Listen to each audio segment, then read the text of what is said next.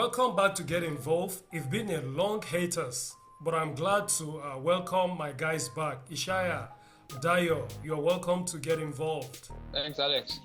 According to a report in the Vatican City News Thank website, you. about 52,250 Christians have lost their lives since 2009. 34,000 moderate Muslims also lost their lives. This has been the situation in Nigeria, insecurity, but today we have a new defense minister. So, is that going to make any difference in Nigeria? Thank you, Alex. Let me start by acknowledging that the president took a very, very positive step. For a long time, we've not seen that kind of decision made by this presidency. This is one step that has received wide applause. So kudos to you, Mr. President. These are the kind of things that we hope to see moving forward. We don't need to be doing emergency measures to deal with the issue of insecurity. One would have expected that you have the right set of people in place, i.e., the ministers of defense should have a background in something related to security. But as it stands, the Minister of State for Defense, that one is even a complete disaster. I think I saw that his CV is almost zero of any training on security. So you wonder, what is he doing there? You know, the fact that he still retains his job is another discussion for another day. But the question you asked, are we likely to see any difference? I believe that as a Minister of Defense, his job, which is to do more of the administration, which is do more of the coordination, which is also to be the bridge between the president and the commanders and the military generals. He understands CG Musa. I'm talking about CG Musa. He understands that terrain. As the last chief of defense staff, I think he discharged his duties with a lot of admiration. His ability to communicate ideas effectively is also passion. Because when you hear him talk, you see somebody who knows his job and who knows what he sets out to achieve. One of the areas that I think his disappointment will really benefit security situation in Nigeria is in the area that he suggested that the entire Nigerian territory, borderlines, should all be fenced, complete fence off. We might not have a massive kind of fence like the United States intend to achieve with the border wall, but we could have something closer to it, so that those potential areas, especially in the Lake Chad region, can be fenced off. You also have certain areas around Cameroon, bordering Niger, Chad. All of these areas should completely be cordoned off, because these terrorists, they have different splinters of them, but they operate with one motive, and that motive is to remove any form of secular authority in Nigeria and replace it with an Islamic caliphate. That is the motive of these terrorists. Forget that some of them move around as bandits. They are all having the same agenda overall. So, and it cuts across West Africa. So to be able to tame these guys, you need to seal off some of those borders that make it easy for weapons and heavy ammunition to go through. Are you not surprised that these guys carry all kinds of gun trucks all kinds of even armor tanks, all kinds of rocket propelled launchers. These are things that you don't put in your pocket. You need to put them in a vehicle and move them.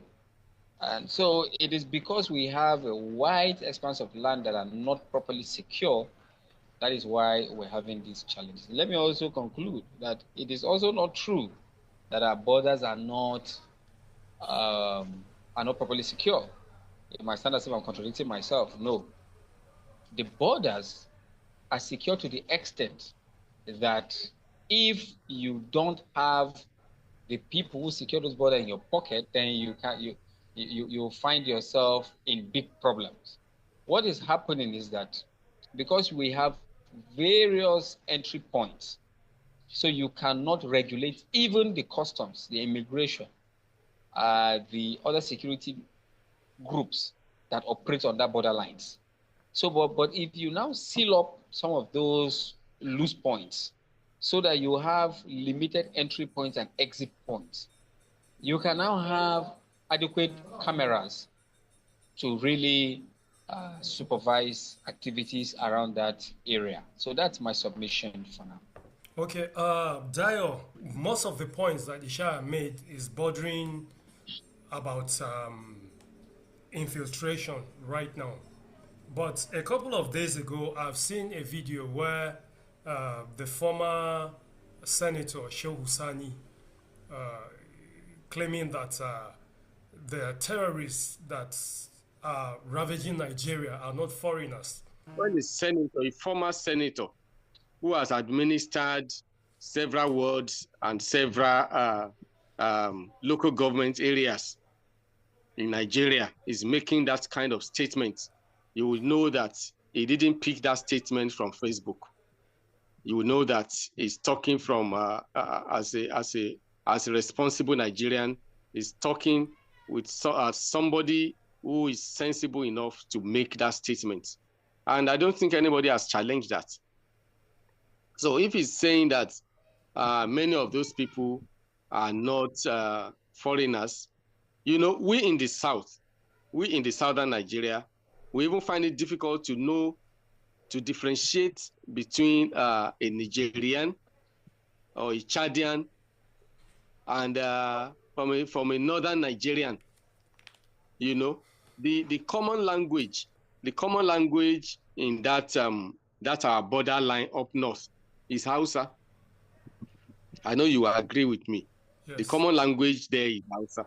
So when you see somebody from Niger, from Maradi, for instance, crossing the borderline towards Kano, towards Nigeria, towards Kaduna area, and coming down south, we in the south, we may not really differentiate. We may not be able to differentiate between that person and a normal Hausa guy from northern Nigeria. So when the senator is saying that, he knows what he's saying. And like Ishaya earlier said, our borders are so porous. Our borders are porous, and you are not really contradicting yourself. Like you rightly said, you are not contradicting yourself. Our borders are tight, and at the same time, they are tight where they are tight, and they are very porous where they are porous, because a large portion of our borders are not manned. You remember during Buhari days that the borders were shut against our neighbors, but you will see that policy of shutting the border only was strong in the southern part of Nigeria. But I don't think it's that serious up north, because the borders we use here, the D-Roko border in Ogun State, the Seme border in Lagos State, but axis, seem to have controlled some infiltrations, but it is stronger in the southern part of Nigeria, where it's like everybody knows everybody and it's tight. But in the north, we have a large expanse of land that are somehow unmanned, and that is where infiltration can easily come in from the northern borders into the system. So when the senator is making that statement, we can't really say who is a Nigerian from who is a Nigerian, just like the two names sound similar. So is the faces. So when he's making that statement, he knows what he's saying. Okay. And I want to believe him that he is very, very close to the truth, if not 100% truth. Okay, so still, Dayo, I like Isha's submissions because the reason we're here is not only to complain and cry, is to also proffer a solution. In Isha's submissions, he has made some suggestions as to, for instance, his expectations about the closure or the closing of borders, or erecting walls around the borders would help. If you were with the defense minister one-on-one, what would be your word of advice, pieces of advice for him as regards how to? Well, I will remind in Nigeria. Yes, I will remind him of some of his statements.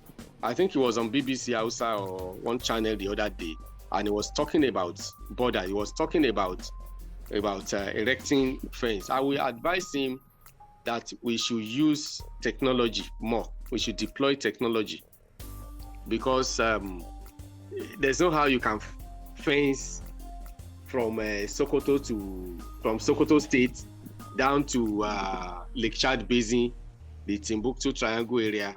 There's no how you can fence that thing in 2 years. Okay. So we can deploy technology. There are drones that can man those borders. Okay. I was going to say... I will advise him to employ. Okay. When you say employ technology, is a generic term. We're in the age of technology. So when you say employ technology, can you give us a few instances of what you meant by employing technology to, fight insecurity? Yes. Just like modern warfare. Modern warfare has gone beyond guns and bullets. They have gone beyond bow and arrow technology.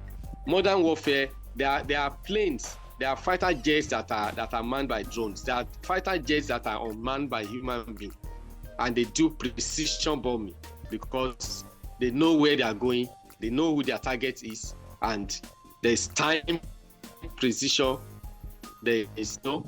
And I will even advise him first that, we have been having escalating security issues. If we can even shut our borders, if we can shut our borders for like 2 weeks and monitor some things, I know the practical step can achieve some result and can provide some data, because we also need data. In warfare, we can't shy away from that any longer. And I appreciate Mr. President for bringing somebody who knows about warfare to administer the defense ministry. Beautiful. Ishaya, I was reading some things online a few hours ago, and I came across the word fifth columnist. And in the piece, in the writing, the writer talks about the betrayal within in the security architecture. It is difficult to win war when you have what he calls a fifth columnist within, which is a group of people within the security architecture who betray the Nigerian state, maybe by leaking intelligence information to terrorists or by selling out their colleagues when they are going out on patrol, maybe leaking out information to the terrorists. So this is why we have our security agents being ambushed. What would be your take or suggestion as to how we can, get over that? Okay, because we're out of time, let me just talk very briefly on the issue that you just mentioned. How to deal with that problem is that we must set up a small unit whose goal or whose duty, oversight function is to fish out moles in the various security services. We have been fighting, that's the thing that has been missing in this war against terrorism. We've not done well in getting moles exposed, and that has really, really affected how we have been prosecuting this war. You can have a border well sealed, 100%, but if you allow moles to continue to operate unhindered, weapons and other heavy ammunition will come through those same borders unaffected. And so that is where we must get it right. Otherwise, every effort will just be a wasted effort. There's the issue of traditional rulers selling us out. And in the community, Yes. and this is why some Nigerians have been suggesting community policing. If you would advise Nigerians concerning that, what would be your words? We know definitely that there are some traditional rulers who have been complicit to what is happening in this country. For instance, the Yoruba traditional literature has a saying that if the death within doesn't the death from outside cannot kill. So it means that the traditional rulers are the custodians of their domains, and if they are really on top of their game, they will be able to know some of the security challenges. But in the situation where you find a landlord's son who is in a robbery gang can easily lead robbers to that neighborhood, and because his father is powerful, he may not. There was an example like that in Kogi State, in Kogi West, about 2 months ago, when some youths were apprehended supplying drugs, Indian hemps, drink, bread to bandit forest, and one of them happened to be a traditional ruler in that community. So it's when the inside is porous, it's easy for outsiders to invade. So with the governors now embracing state police, the state police, the guys are going to be in the state police. They are going to be from their own community. Not that you are bringing somebody from Adamawa to Osun State to man a road block in Osun State. So if it goes wrong, the police will defend him, and they will just redeploy him to Bauchi, and that will be all. But in the advent of state police, you will know the police guy, you know his wife's shop, you know his children's school, you know his grandfather's compound. So if anything goes wrong, he has a mentality of defending his own people. That's why in Kogi West, where there is Kogi West and Kwara State, Kwara South, where there is incidents in the last 2-3 months, you will see that the vigilante guys who are son of the soil, they are even getting more results than the police. Though they are not as armed and they are not as trained, but these guys have a mentality that we are defending our land from intruders. But a national police, the one of the flaws of our policing system is that we inherited the colonial police, and the culture, the tradition of Nigerian police is colonial. That is why something will happen in Ogoja. You go to the police station, the DPO will contact the commissioner of police. The commissioner of police will go to Abuja. We call Abuja. It's the IG in Abuja that would be deploying to something in Ogoja far away. How many hours drive before he can release order? Things have spoiled. But when you have people on ground who know the terrain, who know everywhere, and who the people know, they will be able to pinpoint whatever is a security challenge before it becomes something we react to. Our policing should be defensive first. Not that when something happens, we are now trying to. Our policing should be preventive. We should have a preventing system. Not that you are not trying to do a fire brigade approach. You are not trying to mop up after people have been taken away from their church during service. We are now running around. There should be a mechanism to check, to protect before something happens. Very beautiful. I'm so glad about today's episodes because, I mean, we are not complaining. We are just proffering solutions. Ishaya, I would like you to round up with a few pieces of advice to Nigerians. Proffering solutions. Okay, Minister CG Musa, I believe that his confirmation will be smooth. I should get serious with his work. So many people have been protected in this country, so many criminals. If he wants to write his name in gold, he should do the honorable thing by exposing some of those criminals. That's the only way we can end this war against terrorism.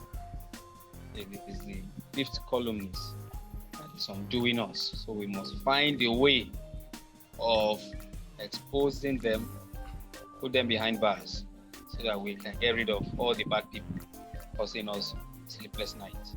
Thank you. All right. Thank you so much, viewer, for being with us today on Get Involved.